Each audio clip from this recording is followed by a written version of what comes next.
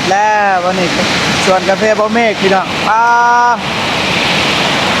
ดูก็สิออกเดินทางพุ่นแหละไปเบิ่ง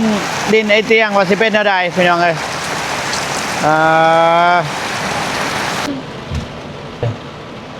เว้นเลยมืดเลยแง่เฮ้ยบ่เมฆเสียสละให้เนี่ยดูโอ้เหยียบเลยดูลอยเดี๋ยวเนาะพอแล้วตรงการรอคอยนะแม่เป็นแต่ป้ายพี่น้องเอ้ยเดี๋ยวโอ้พุ่นเอามือขวดเลยจกนี่แหละ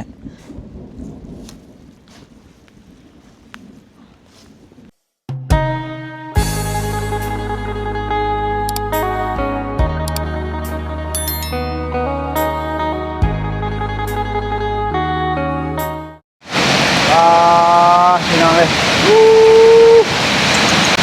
เสร็จแล้ววันนี้ชวนกาแฟบ่เมฆพี่น้องดูโอ้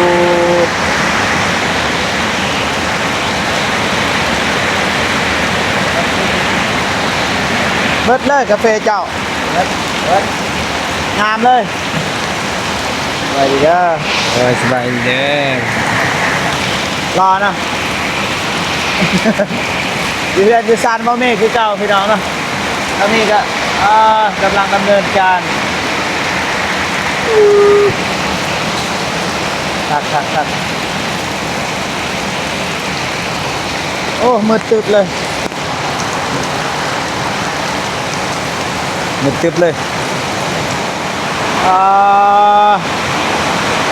ทางนี้ก็โอ้โห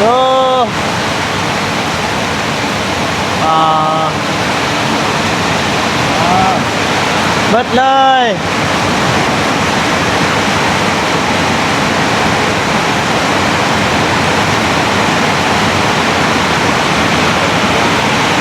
กับทักทายสบายดีเด้อพ่อพี่น้องเบิดทุกคนนั่นเนาะดีเอาสู่ช่องเบาเจ็บจะแนวคือเก่าพี่น้องเนาะตอนนี้เบาเจ็บก็อยู่ที่บ้านใหม่ของเบาเมฆพี่น้องฝนตกม่วนลายพี่น้องเลยโอ้ไปใส่บ่ได้เลยพี่น้องเลย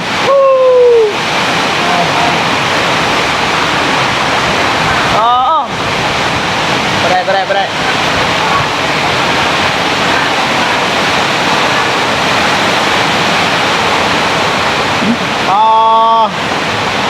มืดตึ๊บเลยพี่น้องบ่เห็นยัง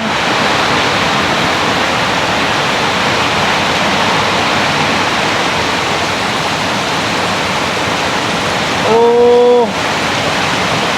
ฝุ่นลมพัด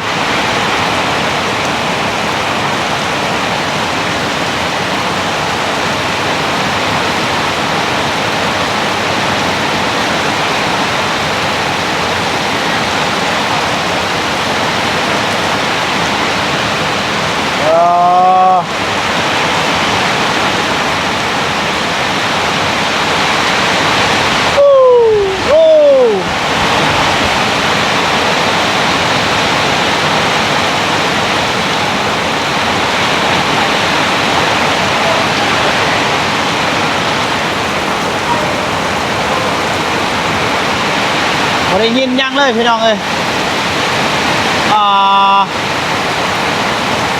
โอ้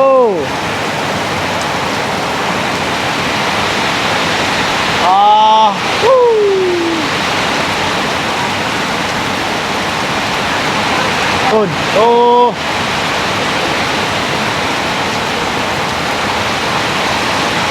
ปิ้วมายักเดือนเมาเมฆพี่น้องถล่มแล้ววานนี้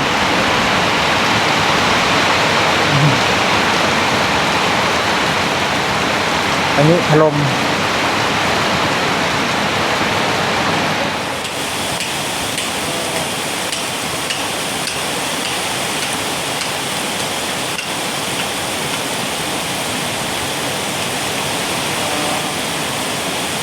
ส่วนบ่เตียงนี่เบิดเลยพี่น้องเอ้ยแต่ว่าบ่ได้ไปเบิ่ง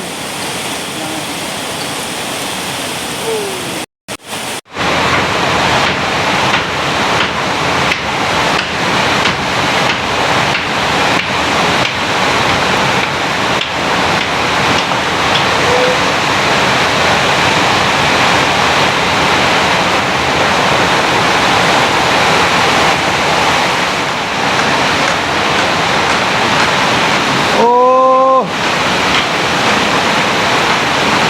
ปลาโอ้ยตัว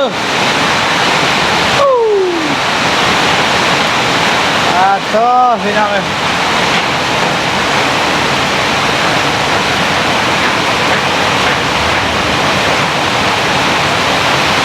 ย่านพี่น้องเอ้ย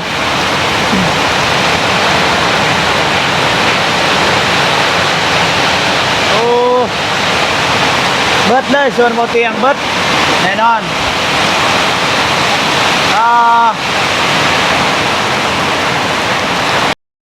มาพ่อพี่น้องเนาะทางบ่เมฆแล้วก็บ่เจ็บก็สิออกเดินทางพุ่นแหละไปเบิ่งดินไอเตียงว่าสิเป็นเท่าใดพี่น้องเอ้ยมาได้บ่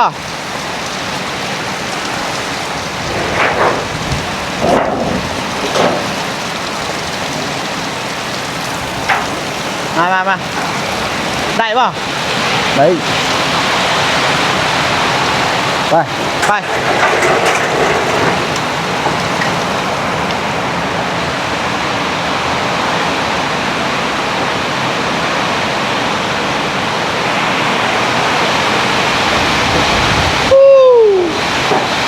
ไปเลยบ่ได้ล็อก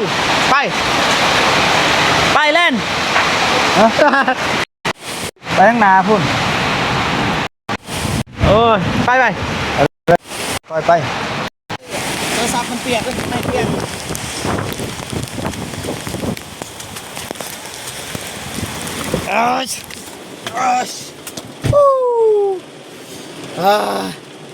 ยันไม่เปียกหรือเปล่าจ๊ะพี่นายโอ้สังเกตเนี่ยบ่เห็นยังเลยพี่น้องพุ่นบ่เห็นเลยเด้ เห็นเลย ตอนมันแห้งไม่เปียกปะจ๊ะ จังหวะดิมันบ่เปียกบ่เห็นในยางสั่งไปนะ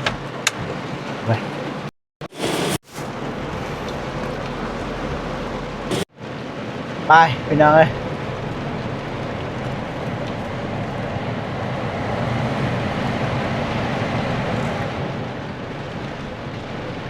รถได้ เต็มเยอะนี่ต้องมาจอดทางนาโอ้ได้เลยไปเบิ่งส่วนบ่เตียงก่อนพี่น้องเอ้ย ตกแห้งเลย บ่เรือส่วนกาแฟอ้ายเพิ่น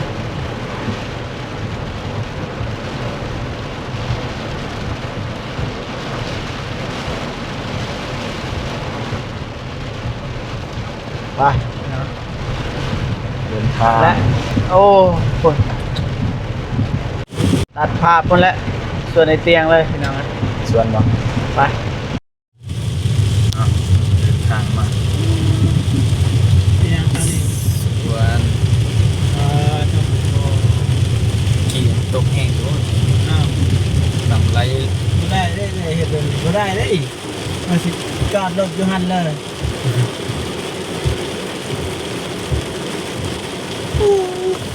เบิดเลยดินบนเตียงคุณ ไ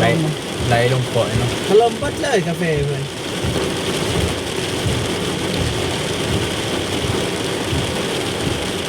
มา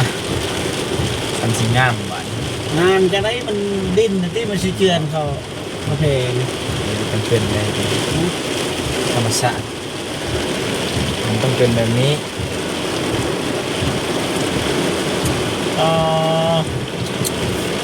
เบิดเลยในรอบ หอบหลายเดือนแล้วถึงจะเจอ รายเดือนหนักที่สุด เท่าที่เคยเจอมาพี่น้องเอ้ยเว้นเลย บ่ เจอมืดเลยแง่แง่ปัดให้ใช่ ปัดเลี้ยงมือขึ้น เว้น นิดล่าง ดินบนเตียงประจักสิเลาะเลยพี่น้องเลยโทรศัพท์เฮากับมันบ่ถึกน้ำบ่ได้เห็นอะไรบ่นี่ลงบ่ได้เลย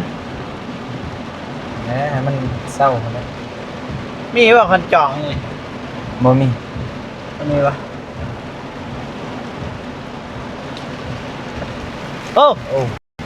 ตายอ๋อ โอ้ยา เบิดเลยรถไฟ ติดติด โอ้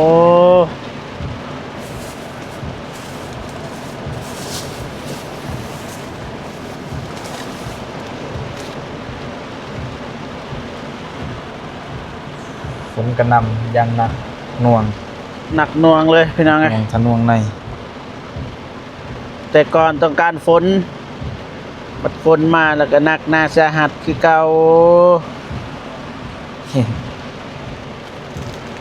เป็นอะไรเนาะวันนี้สิลงจากรถเนาะวันนี้เนาะ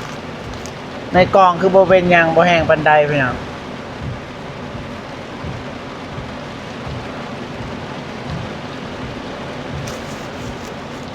อะไรบ่เมกลงเจ้าลงก่อนจาก10 นาที ไว้ที่เป็นไข่นะนี่เจ็บคออยู่ ให้มันห่วยๆก่อนจนลงมันหนักเลย แม่ เขาลงไปมันเปียกเลย เอื้อยเราอัดประตูแล้วกันอัดบอัดประ ไม่ ตู งั้นมันก็ไกลกว่านี้ มันนะเข้าได้เลย ติดเลยบ่เปลี่ยน เออ บีบแก่ป่ะ บีบแก้ที่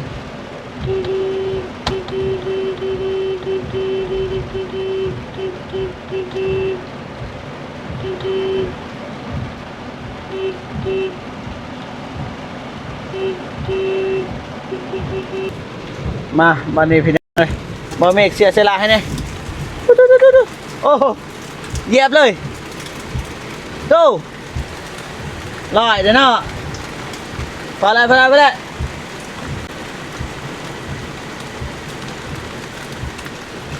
อะอ๋อเดี๋ยวรอเลยบ่เมกก็ใส่หมวกขึ้นมา ใส่หมวกก็รอว่า เลยเด้อ คอยได้ใส่เองไปเลย ไปเลยป่ะไปเลยป่ะที่ประตูเรียบร้อยเลยเพเบิดเลยไอเตียงเบิ้งคลิปนี่ ขอโทษได้ไล่ไอ้ มันด่วน กัน หับประกัน กันคนทนทาง ไอแดงหับประกัน ก็เฮ็ดน้ำกัน โอ้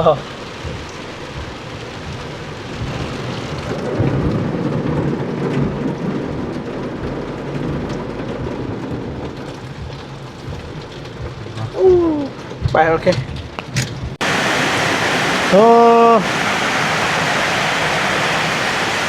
นี่เบิดเลยกาแฟกกนั่นถล่มเลยพุ่น ไหลลงคออีกแล้ว พี่น้องเลย นั่น เบิดเลยเกิดกาแฟเบาเตียง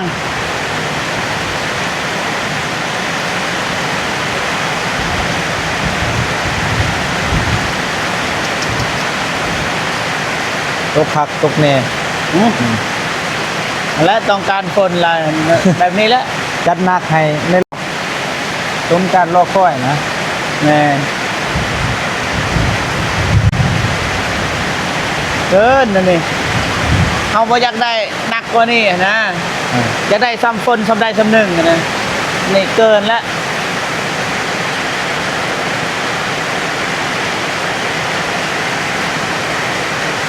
เอ้ยโอ้ตาเหลี่ยม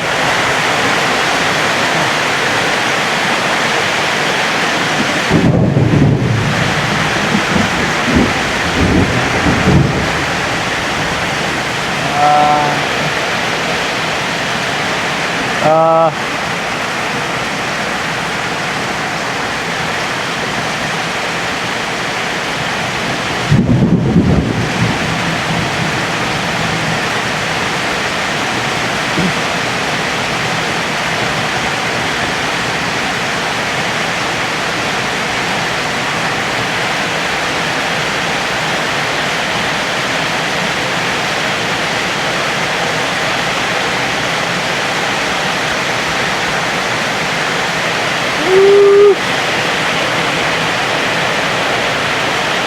พี่น้องเอ้ย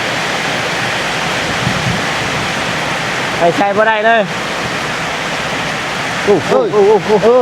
จีใส่ตี้ อ่าโอ้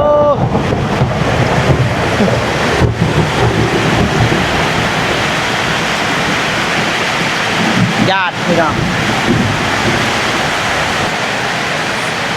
เก่งแท้ อ่า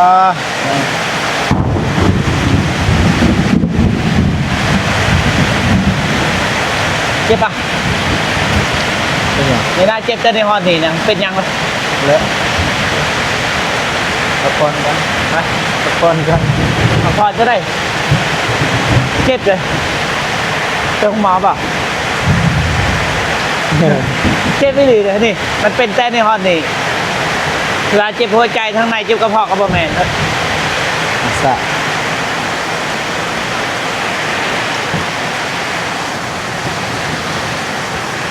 เจ็บเลย พี่น้อง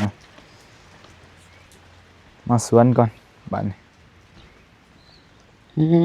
หลังจากพายุถล่มหรือว่าฝ เสี น ยห ต ยาก เนาะเอาโจลมดินไทย คน หลบสวนก่อน นี่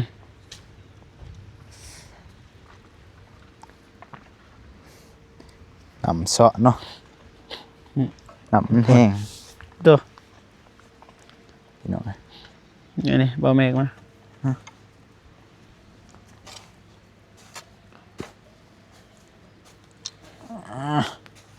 น้ำไหลเพราะดินไทยเลยมันจะเปิดหนาดินนะ นี่ให้นิดหน่อยเดียวพ่นอู้พ่นเห็นแต่ปลายมันเห็นแต่ปลายพี่น้องเอ้ย โอ้ เดี๋ยวโอ้พ่นเอามือขวดเลย จกนี่แหละ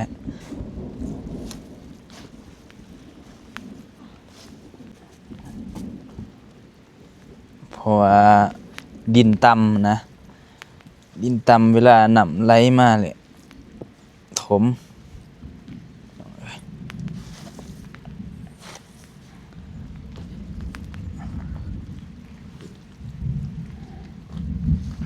โอเค โอเคได้แล้ว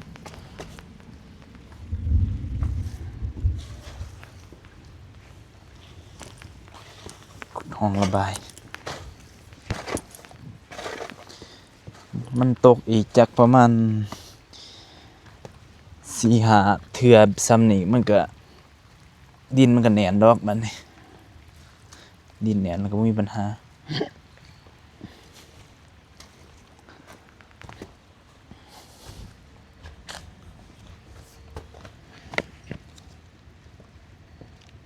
โอ้บ่มีทงเนาะ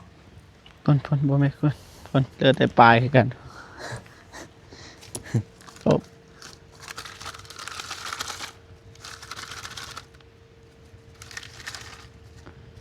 โอเค เจอแต่ปลายโอ้โธ่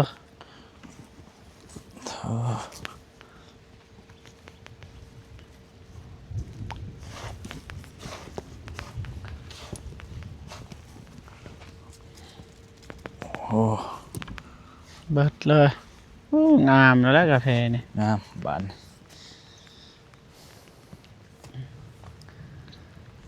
อีกประมาณ แต่ฮอด3 เดือนนี่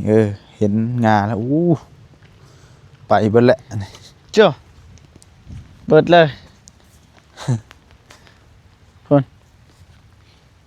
ไปเบิดกกเลยตัวนั้น กกเลยโอ้โห กกใหม่นะ ผมก่อน ระบายน้ำทางอื่นซะนี่ทางนี้เลย เดี๋ยวจะขุดระบายไว้ ถ้าดินเปียกสิปลูกจะได้กระติดนะกาแฟ นี่ขุดมานี่เลย พี่เนาะเอามองนี้โน่นๆซะ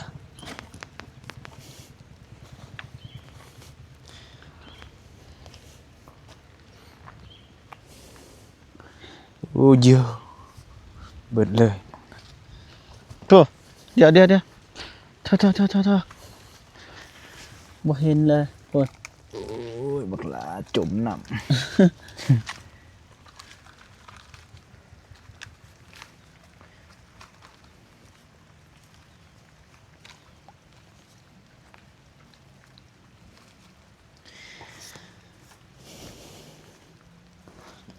ถือว่าแห้งสมควร ไม่สมควรนะนับแต่ปลูกมากับมื้อนี้เลย หาแหลกทำอิฐที่ว่าแห้งที่สุด นี่เอาแม็กตัวนี้ ดินลาดสั้นมันก็เป็นสีแหละโอเค ต้นไปเบิ่งนั่นวะนี่ยานอยู่ โอ้โอ้ลมเบิด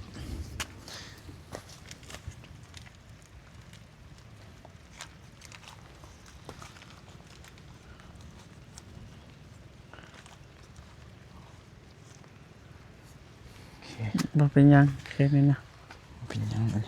นี่แม่นบ่กกกาแฟนี่ แม่นดี ยังบ่ เจ เห็ อน หล่องแล้ว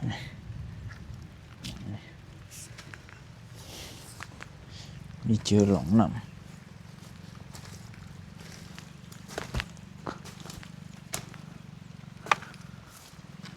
มันออกทั้งหัวพุ่นเนาะเบิ่งขุดพี่เอาหน่อหัวเลยซะ คือเก่าแฮมสิมาทมจ้ะน่ะ บ่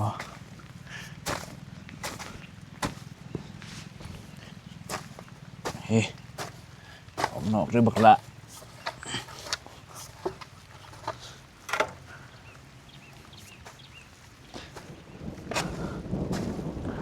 เริ่มเลยฝนตกอีกแล้ว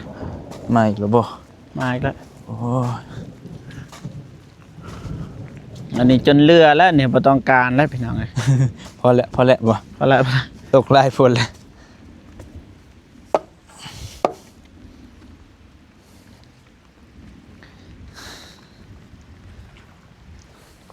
ทางนี้ทางนั้นธรรมดาทางนั้น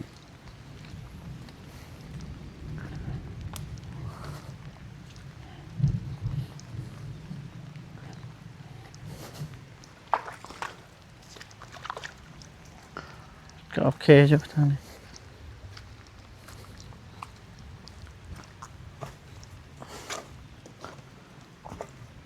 ขี่ จน แล้ว สูงอันนี้ก็นะ ด้วย คนขนาดจนสูงเลย จนนั้นมันก็แน่นฝนตกอีก5-6ครั้งเลยดินแน่นเลย มันแน่นแล้วก็แค่นี้ดอกดินมันก็บ่ไหลจะนำไหลผ่านซื่อ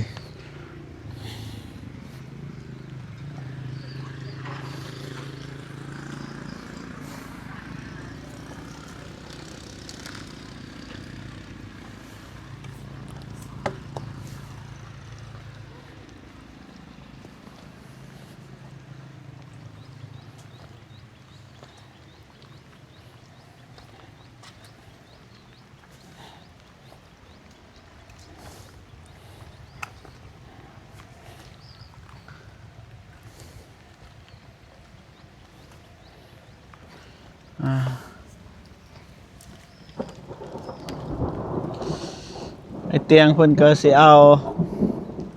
เอื้อยมาอยู่น้ำพี่น้องไง แต่ว่ามาต้องขยันนะ หึ เอามาต้องอดทนแน่แหละคันมาเพราะว่าค เอื้อน ยจอยป่ะ เพราะว่าคนทางนี้มันแบบว่าต้องสู้เวียกสู้งานนะ ไง คือทางทงนี่กลางเว้นนี่ฮ้อนเฮ็ดบ่ได้เวียกฮ้อนแบบแดดเผานะอยู่กลางแจ้งบ่ได้พี่น้องเอ้ยคันว่าคือคนทางนี้เฮ็ดได้เบิดมื้อเวียก ไง เขาเจ้าเฮ็ดเบิดมื้อพักเที่ยงแล้วก็ลงเฮ็ดต่อ พักกินข้าวซื้อ เด้อ แต่ว่าก็จะเห็นคนดังคนอยู่ ถ้าเบิ่งเพิ่นสิมาทดลองงานก่อน หูจักเพิ่นก็เป็นปีเลยหูจักในคลิปเด้อ โดย แต่ว่าบ่ได้หูจักเป็นการส่วนตัวบ่ฮู้ว่าเพิ่นสิอยู่ใดหรือบ่ ทางนี้ที่สู้ได้ ต้องสู้ ถ้าบ่สู้นี่บ่ได้เด้ แม่ นอกจากคนที่บ่สู้ก็คือคนที่บ่มีดินดอนตอนหญ้าก็แล้วก็คนกำพร้ากำพลอยสู้บ่ค่อยได้ปานใดทางนี้นี่สู้ได้คือเฮ็ดกาแฟนี่คือจังซี่แหละ มันต้อง แต่ถ้าแบบประชาชนคนธรรมดา คนบ่มีเงิน ถ้าจะเฮ็ดสวนเฮ็ดซำนี้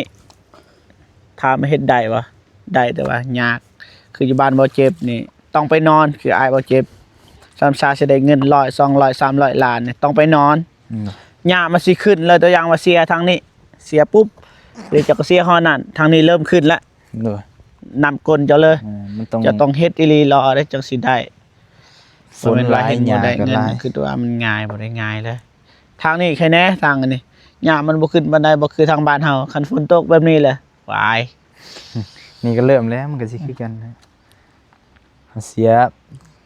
หลังๆไปสุดทางนี้เกิดขึ้นอีกเพราะว่าฝนตกเด้ฝนตกคุมื้อน ำกลกันนะนำอยู่หั่นแหละสามสากาแฟมันใหญ่โอเคคันกาแฟใหญ่ก็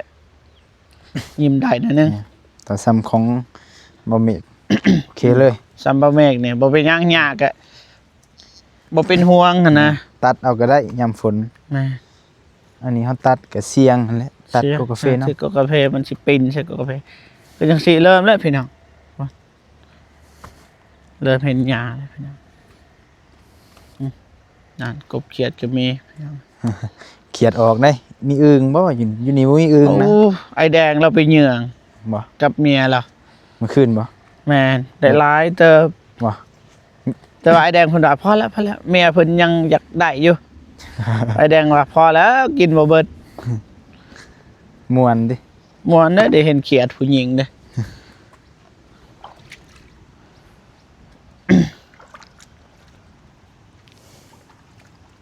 ไปเดินทางทางนั้นนี่ทางนี้น่าสิบ่เป็นหยังแล้ว ตัวนี้ก็ขึ้นมากัดยอด เพิ่น กิโลเดี๋ยวจัง3มันพอเฮา3ไปวิทย์หอบหนึงมันก็มีนะตัวกัดมาหลังอีก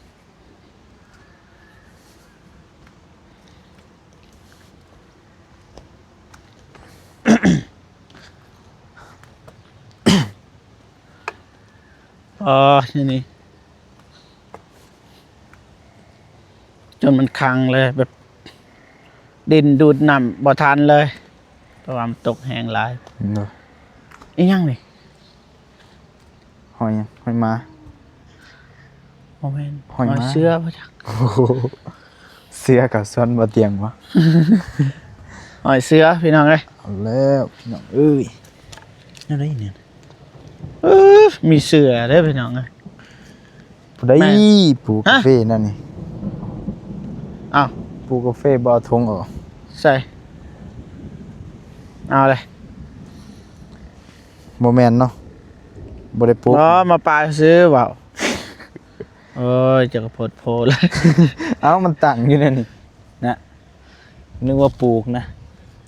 ไป3 แม่นเข้ามา เพิ่นลืม มา เนาะ สาบไปซื้อแต่ว่าปงไหวนะ ประกาศหาผู้ปลูกได้นี่ สิโทษเจ้านายว่าไผอยู่นี่เบิ่งย้อนเบิ่งคลิปคืน แถวไผนี่รับผิดชอบ ปลูกบ่ถอดทง นี่พี่น้องเอ้ยอ๋อหอยเสือบ่จัก โอ้มีหอยเสือ เอาเถอะ ตายไอ้แดงเราอยู่กับเมียเราบ่ย่านบ่เสือ ว้าวเสือหยางแค่นี้พุ่นนี่ยังเด้นี่ฝนเช้าตกเด้นี่ ตายโต เอ้ามามันก็บ่ห้อยบ่ได้ปานนั้นเด้มันบ่หนักนะโตมันบ่หนักเด้ เสือเขาสวน พุ่ บ่ น นี่เขาทั้งได้หัวก็มีมันหลอดหัวบ่ โอ้โดดได้นี่ ปานนั้นเนาะเสือก็ ห้อยมันโดดบ่ได้ติ มันมายังทางนี้เอามาห้อยมันบ่ได้ซ้ำนี่ติดินมันแข็งอยู่ โอ้เห็ดปวก เอาโต โอ้โต โตโอ้ กินได้วะ มันได้บ่ได้ฉีดยาอยู่นะบ่ได้ฉีดยาขยะ อ่ะ ขุดเลย ไปให้ไอ้แดง ไว้ให้มีไอ้เด้โอ้โหตำเจียวหนึ่งแล้วนะ กินดิบป่ะ บ่ได้ตำเจียว เด้อมองบ่เห็นเด้ออ๋อเจ้าพี่น้องไง เอาไง เฮ็ดได้แล้ว เฮ็ดปวก กินได้อยู่นี่ หาเฮ็ด เพราะ จ้ะ ว่าบ่ได้มีสารเคมี มาทันใส่ บ่ปานได้ฉีดยาฆ่าหญ้าฉีดหยังฉีดแต่ยาบำรุงกับออร์แกนิก ใช่ภาษาหมดเลยเนาะ เบิดเด้อ หา มี เบิ่ง ไอ้ จะ แดง ได้บ่งามก่อน เด้มันคือมีไอ้แดงนี่พาน อืม บ่ต้องบอกนี่เราเฮ็ดเอง เราก็เสียหญ้าเสียหยังได้ แม่นเราเสียหญ้าได้เขตนั้นเราเสียเบิดเลยบ่หาบ่ออกเลยบ่แม่นว่า ให้มาเฝ้าสวนก็เฝ้า บ่ได้ต้องเฮ็ดแน่อีหยังที่แบบ คือฮู้อะไรผู้ใหญ่มีไอ้แดงแล้วอยู่ซื่อๆบ่ได้ คันเมียเราอยู่ได้ใครอยู่เพราะว่าไอ้แดงเราเฮ็ดเฮือนแน่บางทีก็อยากออกไปเวียกนอกแน่นะ อืม แต่ว่าโดยรวมก็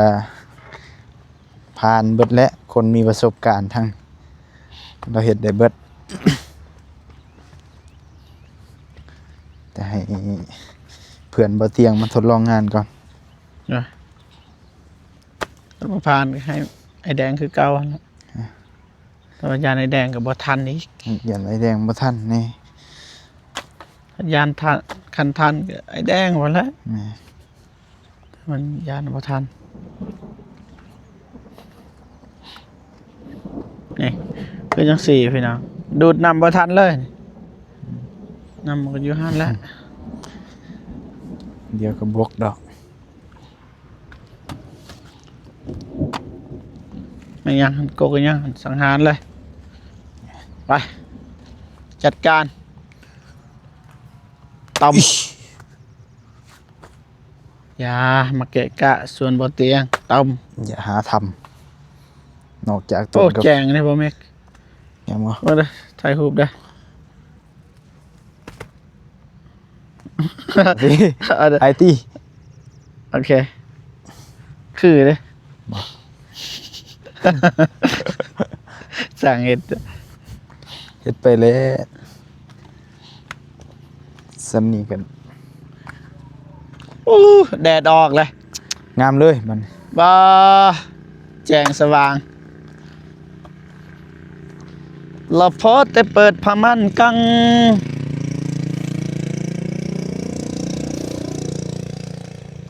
ต่อทีนี้ก่อนดินมาถมนะต้องถอดไปอีก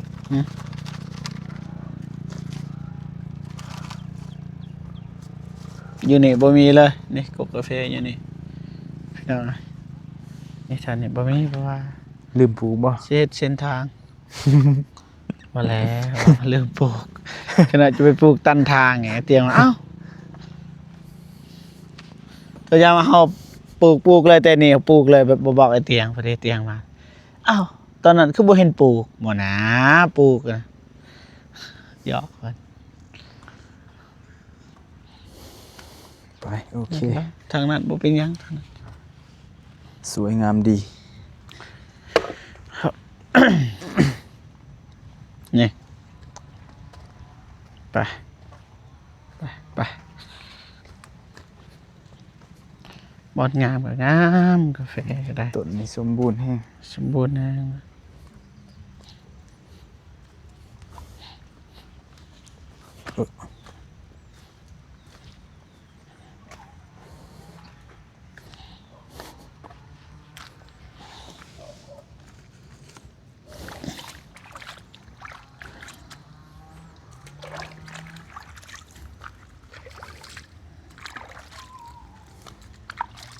พุ่นละลงขวดพุ่นละขึ้นจากล้าง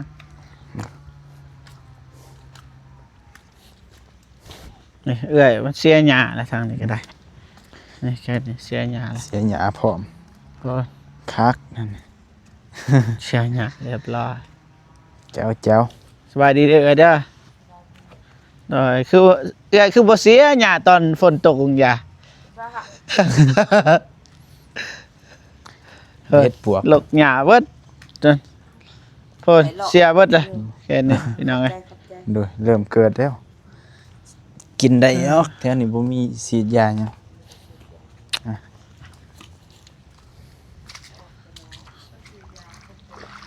บ่เป็นยัง